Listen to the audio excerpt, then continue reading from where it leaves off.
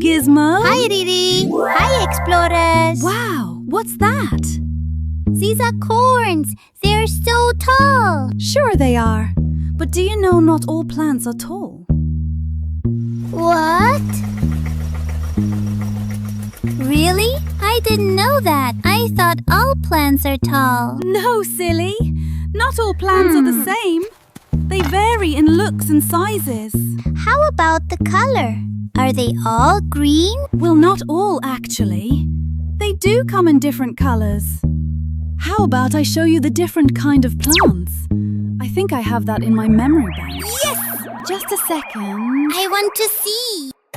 Found it! Come take a look. Look at those plants.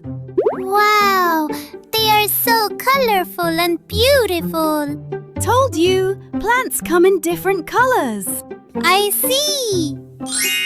Oh, did you know that plants are living things? Yes, I know that. They breathe and grow like us. You're very correct. Yay! But do they have different types also? Yes, actually. There are plants that are tiny like these shrubs. Cute. And then you have these tree giants. Oh, so high. There's more. Some are herbaceous and soft. Like corn plants. Some grow on the ground called creepers. But others reach for the sky.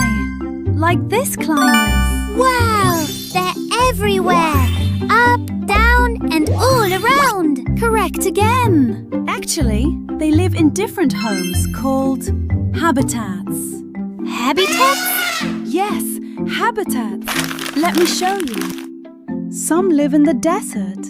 These cold pine trees live in the snow. This cute lily pad floats on the water. They float?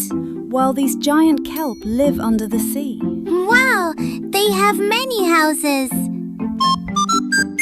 But why do we need so many plants, Riri? Because they're the world's biggest helpers.